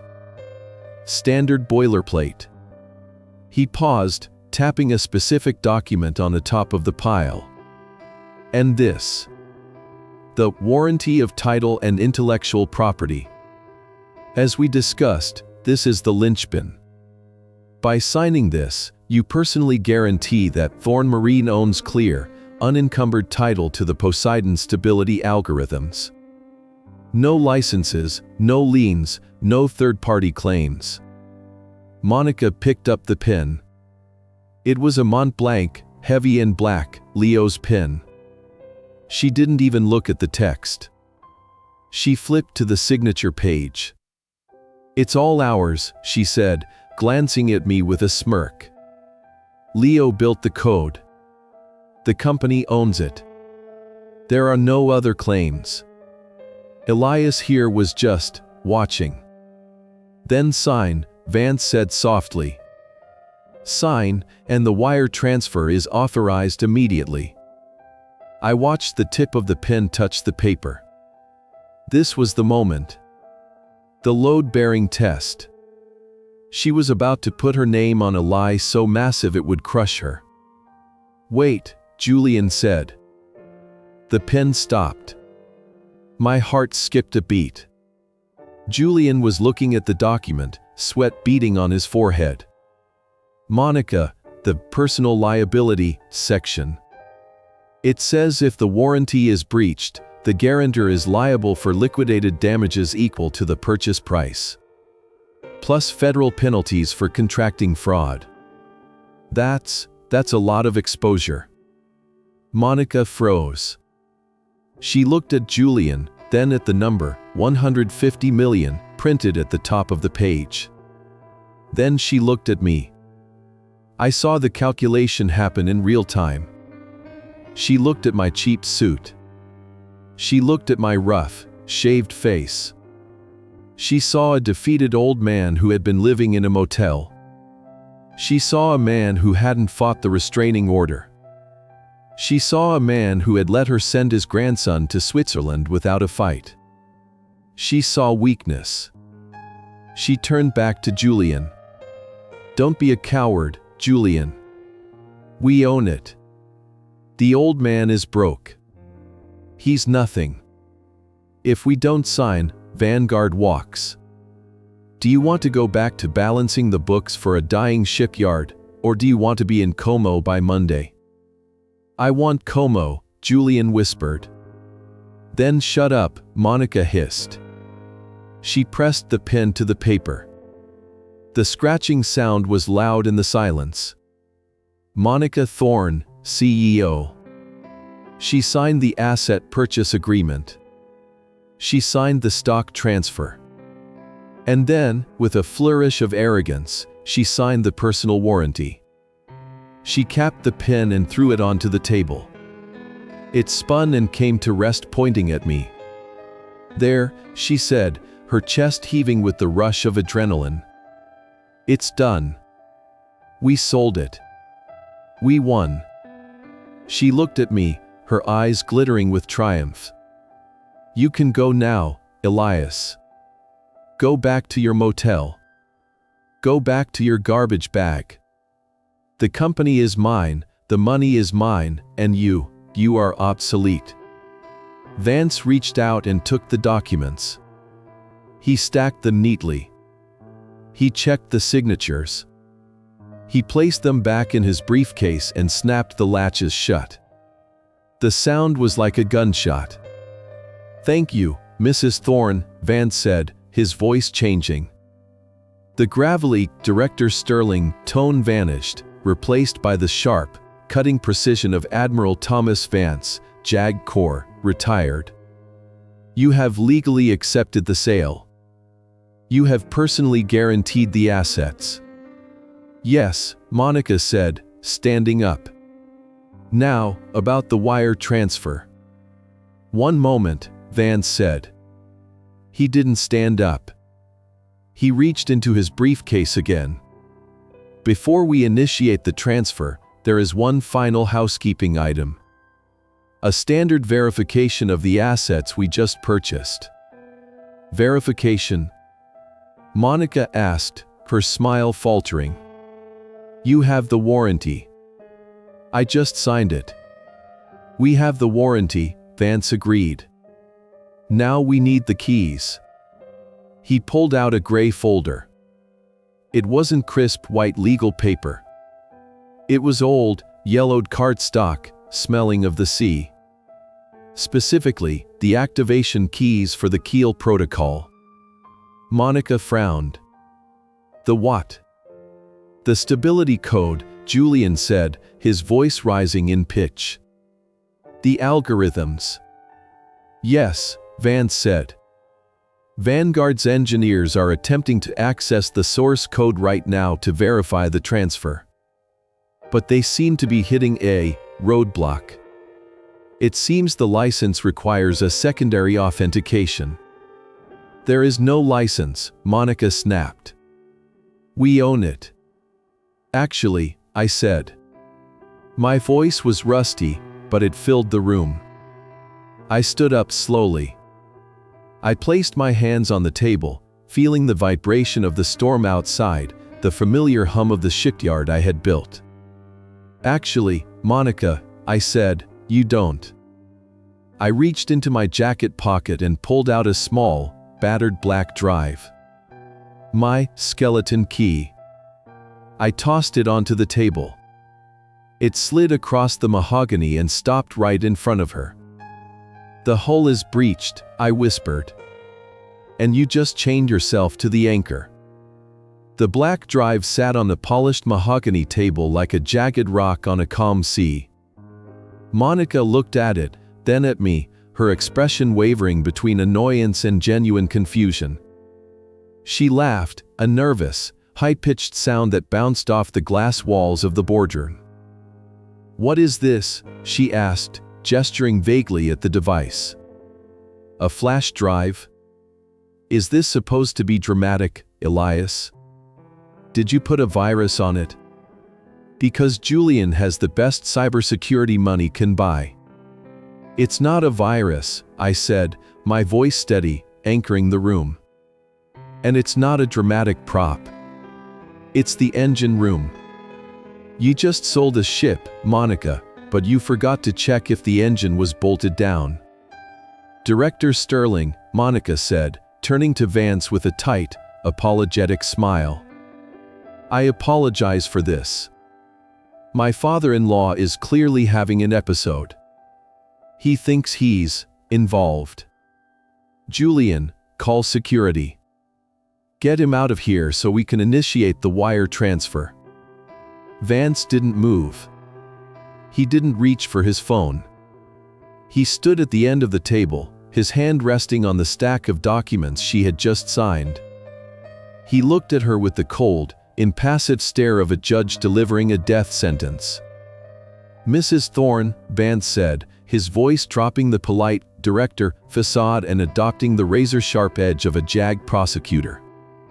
"Before you call security, I suggest you ask your CFO to check the server status of the Poseidon repository. Specifically, the Stability Algorithm Directory."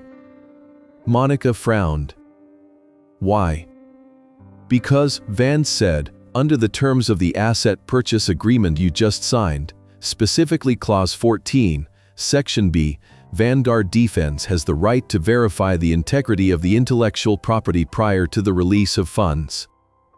If the assets are missing, incomplete, or encumbered, the deal is void. And the penalties, well, we discussed the penalties." "Check it, Julian," Monica snapped, her patience fraying. "Show him it's there so we can get paid." Julian opened his laptop. He typed in his credentials. I watched his face. I watched the blood drain from his cheeks, turning his skin the color of old parchment. He tapped the refresh key.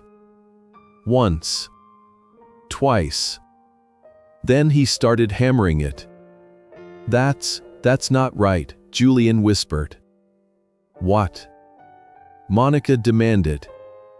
"It's empty," Julian said, his voice cracking. He turned the laptop around. The screen showed the company's file directory.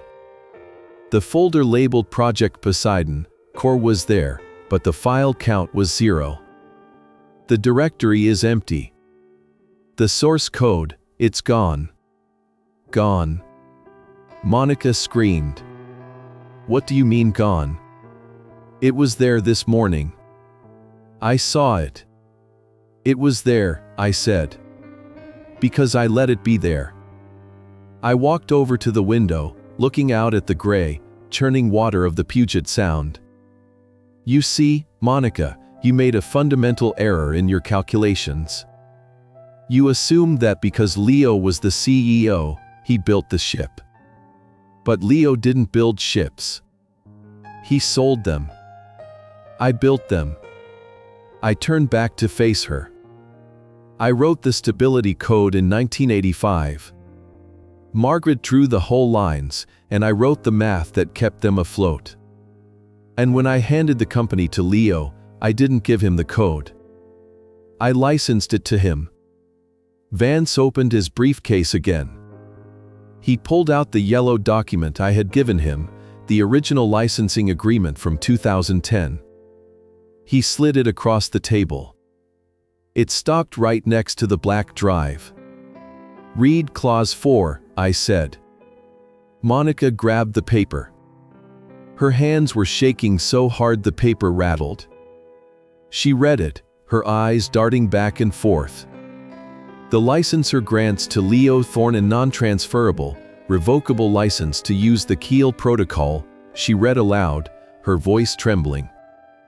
"This license shall automatically terminate upon the death of the licensee, or upon any attempt to transfer majority control of Thorne Marine to a third party without the express written consent of the licensor."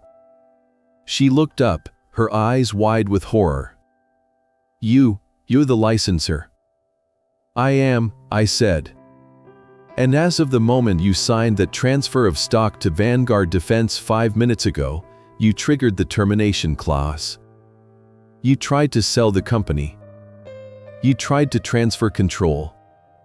And since I did not give my consent, the license evaporated."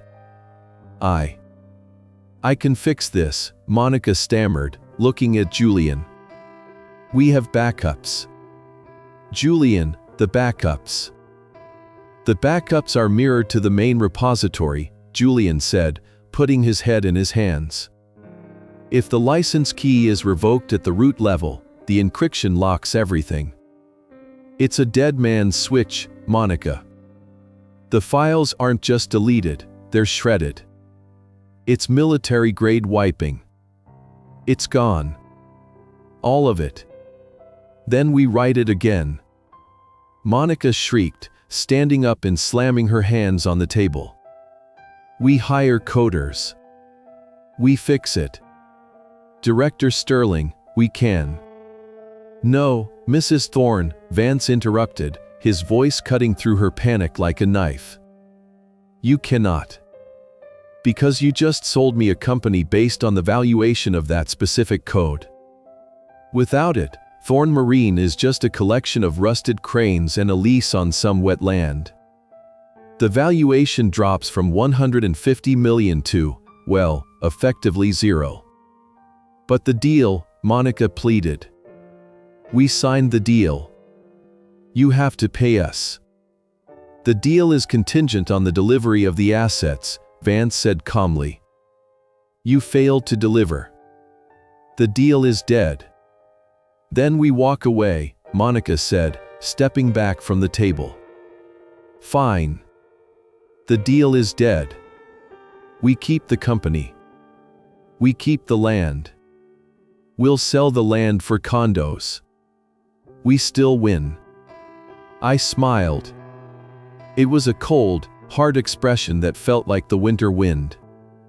"You really didn't read the documents, did you?" I asked.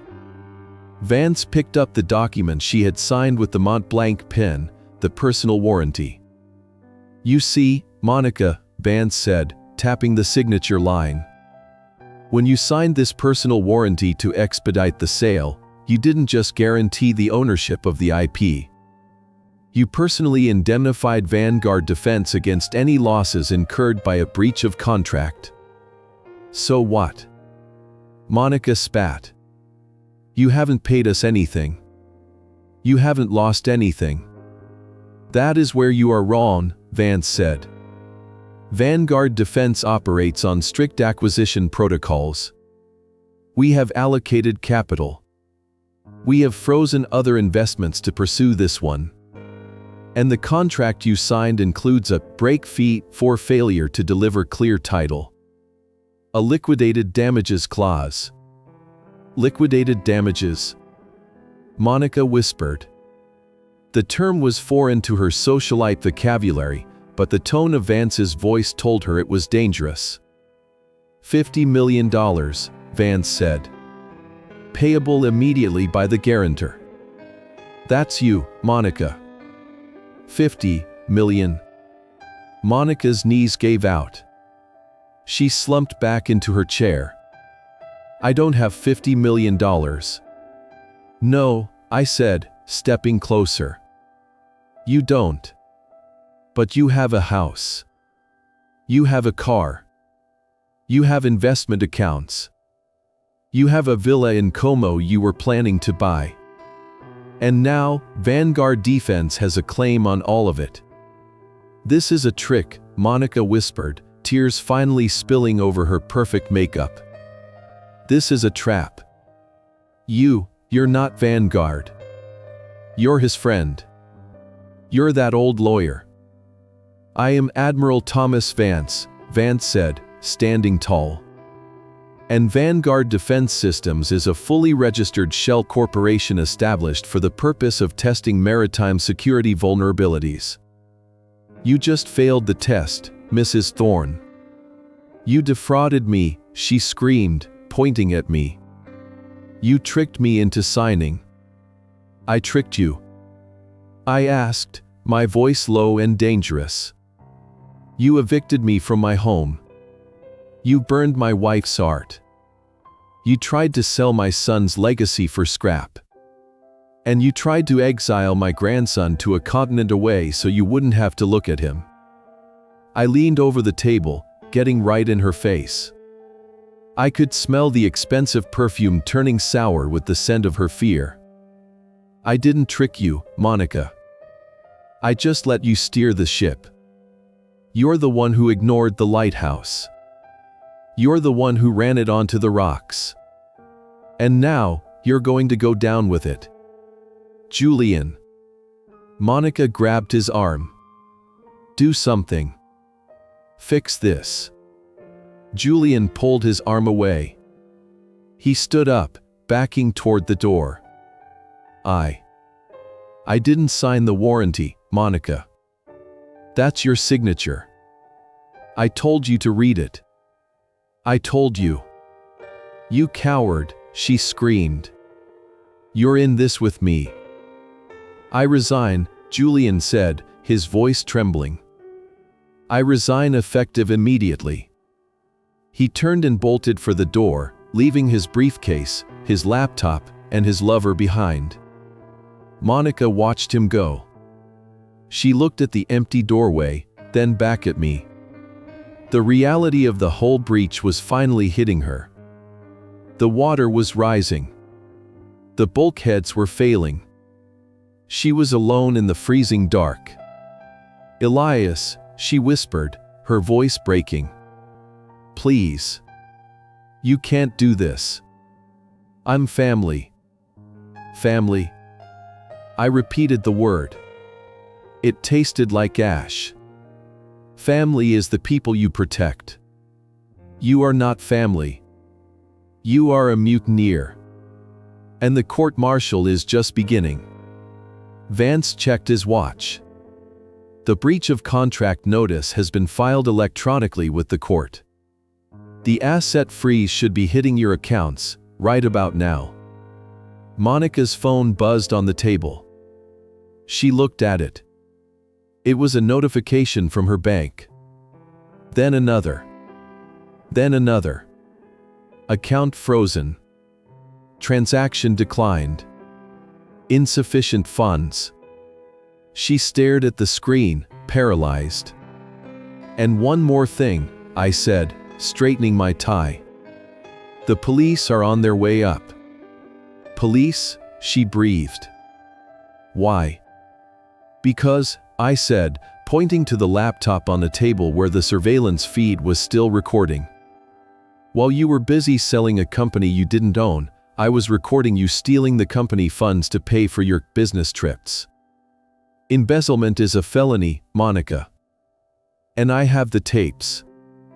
The elevator dinged in the hallway. Heavy footsteps approached the boardroom doors. Monica looked at the door, then at the window, realizing there was nowhere left to run. The ship had gone down, and she was trapped in the wreckage. The Seattle Police Department officers didn't knock. They swept into the boardroom with the practiced efficiency of a boarding party securing a hostile vessel. There were 2 uniformed officers and a detective in a rain-slicked trench coat who looked like he had been waiting for a reason to visit the executive floor for a long time. They bypassed Admiral Vance, who stood like a statue of judgment by the window, and zeroed in on Monica. Monica Thorne, the detective asked, flashing a badge that caught the dull light of the gray afternoon. Monica stood up, smoothing her skirt with trembling hands. She tried to summon the imperious indignation of the CEO she had pretended to be for 3 days. I am Mrs. Thorne. And you are interrupting a high-level closing meeting. If this is about the noise complaint, I will have your badges. It's not a noise complaint, ma'am, the detective said, pulling a pair of handcuffs from his belt. The metal clicked ominously. It's a warrant for grand larceny, embezzlement, and corporate fraud. Fraud?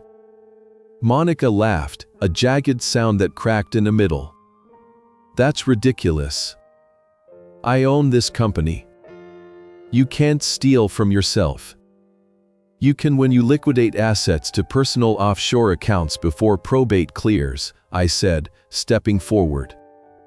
I handed the black drive, the backup of the surveillance footage, to the detective. This drive contains video and audio evidence of Mrs. Thorne conspiring to defraud the estate, destroying company property, specifically the archival designs of the late Margaret Thorne, and admitting to the fraudulent transfer of funds to the Cayman Islands. The detective took the drive. We also have the flight logs of your CFO, Julian Banks, he added. Airport security apprehended him in the parking garage at Seattle-Tacoma 10 minutes ago. He was trying to board a flight to Mexico with a bag full of cash and a laptop containing your joint banking ledgers. He's very eager to talk, Mrs. Thorne. He's already cutting a deal. Monica's face went white.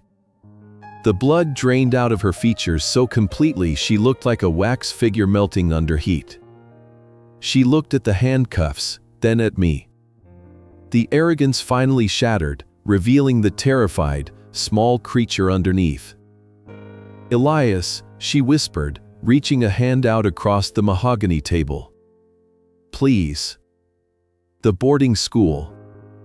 I can cancel it. I'll let you see Noah. We can work this out. I'm the mother of your grandson. You are the woman who tried to exile him," I said, my voice cold as the deep ocean. "You fired his nanny.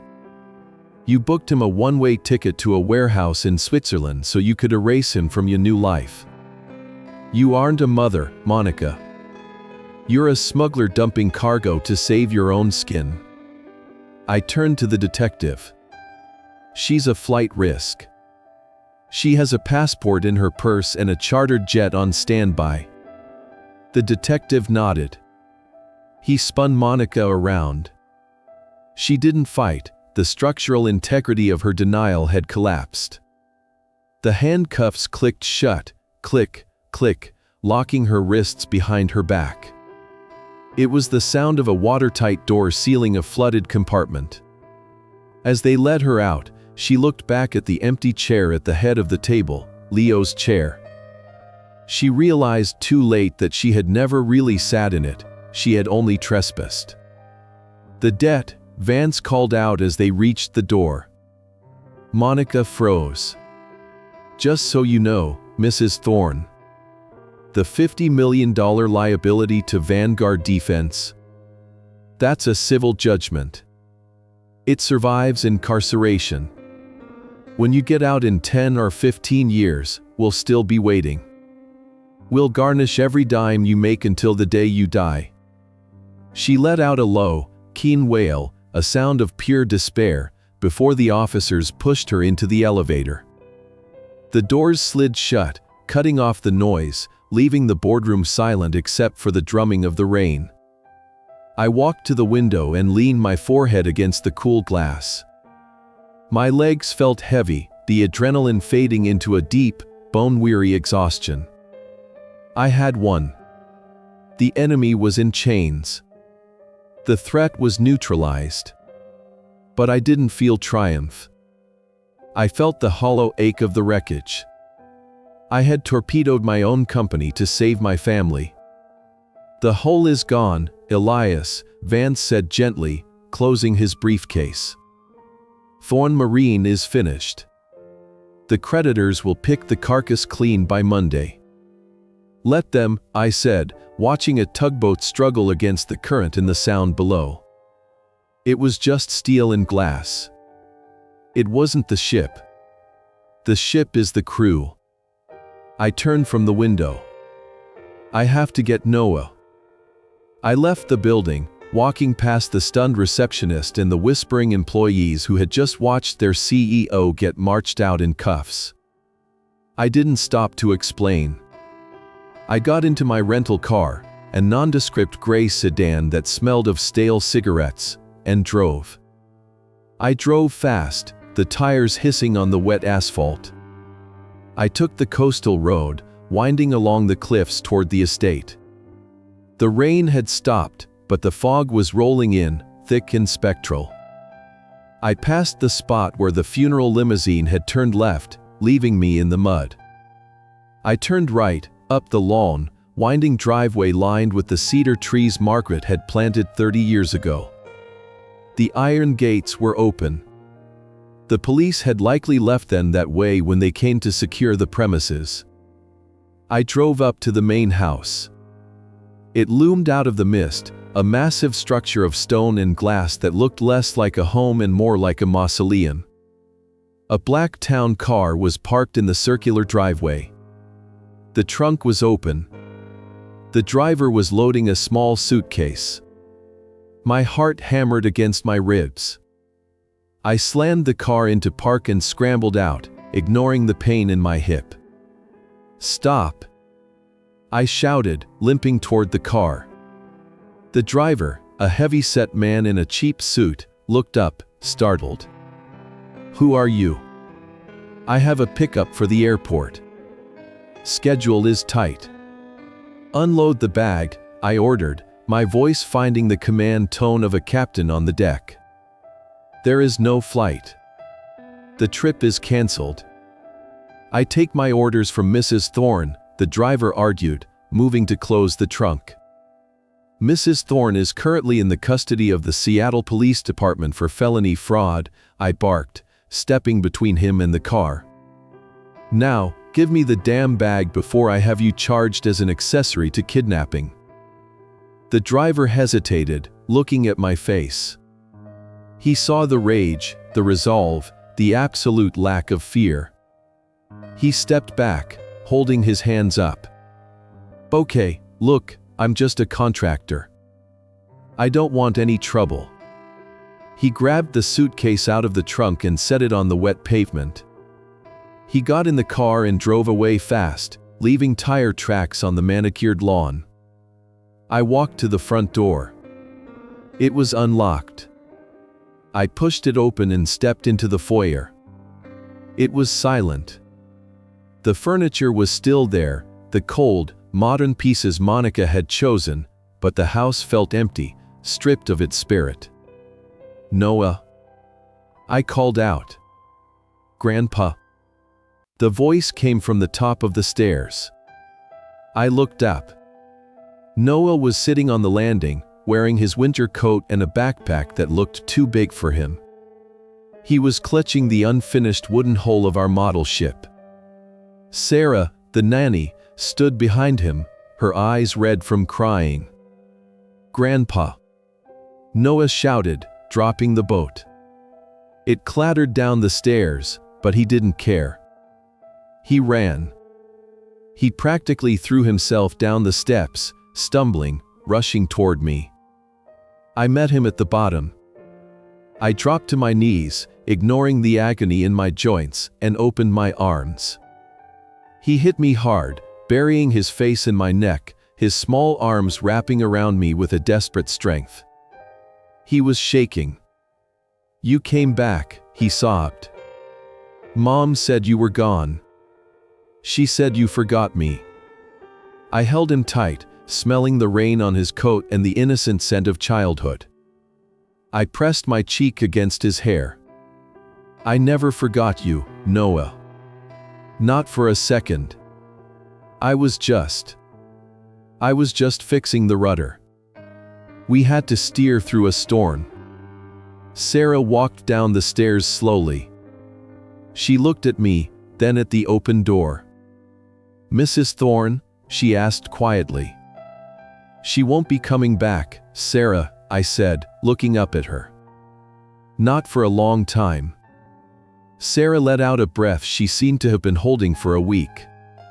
She nodded, a grim understanding passing between us. "What do we do now?" I stood up, lifting Noah with me. He was heavy, getting too big to carry, but I wouldn't have put him down if the roof caved in.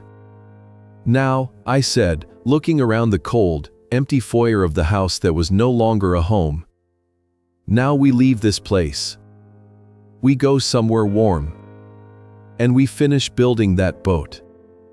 I walked out the front door, carrying my grandson, leaving the estate to the bankers and the lawyers. The house behind us was worth $10 million. The company was worth nothing. But the weight in my arms, that was the only asset that mattered. And I had secured it just before the ship went down. 6 months later, the fog lifting off the Puget Sound was no longer a shroud, it was a curtain rising on a calm sea. I stood on the rusted catwalk overlooking Dry Dock 1, my hands gripping the cold steel railing. The shipyard was quiet. The frantic, caffeine-fueled hum of Julian's tech-forward administration was gone. The marketing posters promising synergy and disruption had been torn down, replaced by the smell of welding ozone and the steady, rhythmic clang-clang-clang of a hammer shaping steel. It wasn't an empire anymore. It was a workshop. The bankruptcy of Thorn Marine had been swift, a structural collapse that would be studied in business schools as a cautionary tale of leverage and hubris. Without the Kiel Protocol to guarantee the Navy contracts, the valuation of the company had plummeted from $150 million to the scrap value of its physical assets. The creditors picked the carcass clean, seizing the office furniture, the company cars, and the espresso machines. But they couldn't seize the land, because the environmental cleanup liability attached to the old site scared off the developers. And they couldn't sell the cranes, because I had quietly let it be known that the software running them was also proprietary. So, the bank called me. I walked into the foreclosure meeting wearing my thrift store suit, carrying a single check. The bank manager, a man who looked like he hadn't slept in a month, didn't argue. He didn't try to negotiate. He just wanted the toxic asset off his books. I bought back the shipyard, the land, the docks, the history, for pennies on the dollar. I didn't buy it to rebuild a conglomerate.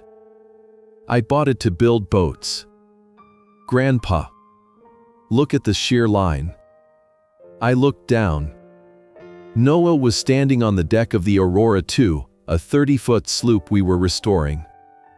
He was wearing a pair of coveralls that were 3 sizes too big, rolled up at the cuffs, and his face was smudged with grease. He wasn't holding a tablet.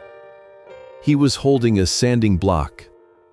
"Keep the pressure even, Noah," I called down, my voice echoing in the cavernous hall. "If you dig too deep, you weaken the plank. Respect the wood." "Aye, Captain," he shouted, grinning. He wasn't in Switzerland. He wasn't in a boarding school learning to be a stranger. He was enrolled in the local public school, where he was making friends who didn't care about his net worth.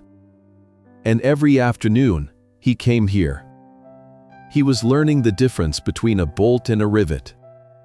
He was learning that strength comes from the inside out, not from a coat of expensive paint. I walked down the stairs to the main floor.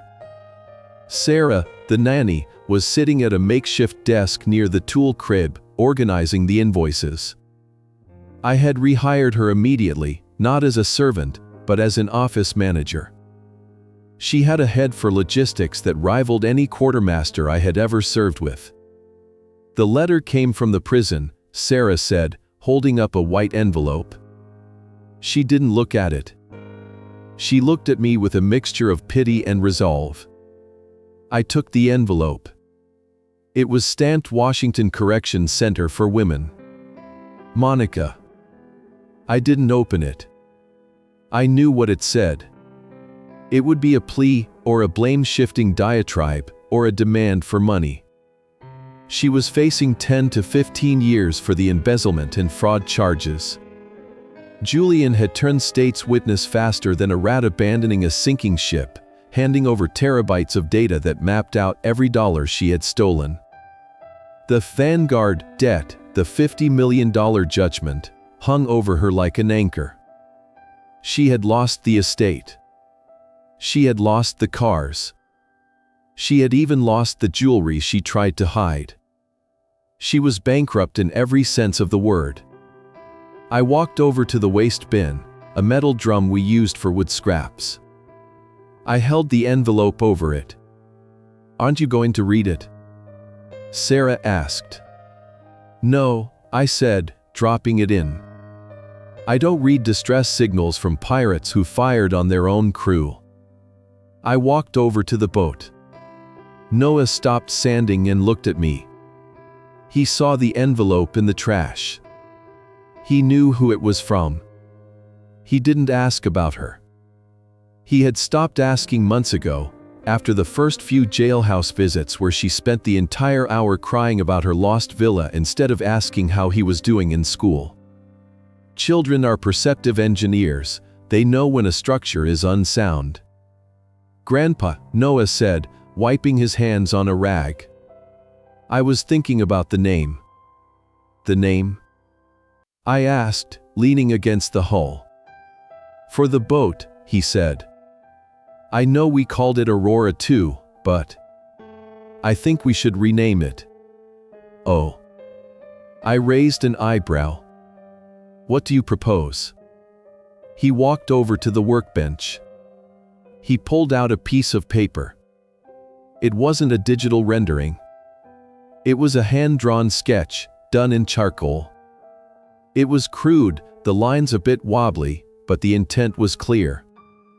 He had drawn the bow of the sloop, and on it, he had written a name in block letters. "The True North." I stared at the drawing.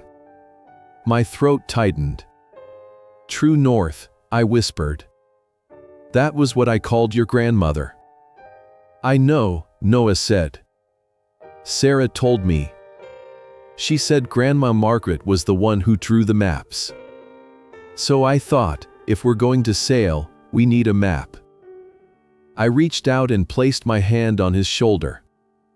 It was solid. He was growing. The softness that Monica had despised, the sensitivity she had tried to crush, it hadn't disappeared. It had hardened into empathy. It had tempered into character. "It's a perfect name," I said, my voice thick. "Margaret would have loved it." I looked around the shop. It was dusty. It was drafty. It was nothing like the gleaming, sterile office where Monica had signed her life away. But it was real.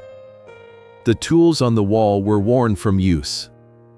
The smell of cedar and epoxy was the scent of creation. I had lost a lot. I had lost my son to a heart attack and a bad marriage. I had lost years of my life being marginalized in my own home. But as I looked at my grandson, standing tall in his oversized coveralls, holding a drawing that honored the past while building the future, I realized I hadn't lost the war. I had simply jettisoned a dead weight so the ship could rise. "All right, crew," I said, clapping my hands. "That's enough for today. The tide is turning. Let's go get some dinner.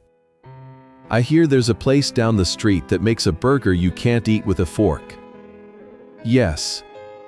Noah cheered, tossing the rag into the bin.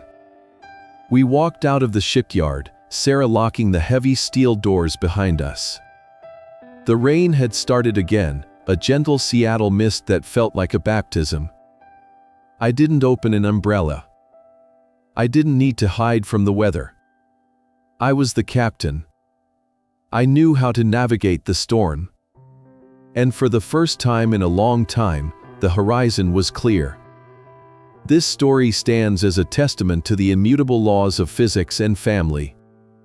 Gravity always wins. What is built on lies, on greed, on the fast track to unearned wealth, is built on sand. It may stand for a season, it may gleam in the sun, but when the pressure comes, and the pressure always comes, it will collapse. Monica thought she could evict the architect and keep the building. She forgot that the strength of the structure isn't in the paint, it's in the keel. She forgot that you cannot burn the blueprints and expect the ship to float. Do not mistake silence for weakness. Do not mistake patience for senility. And never, ever underestimate a man who has spent his life calculating the exact moment a beam will break. Because when he finally decides to pull the pin, he won't be standing underneath it.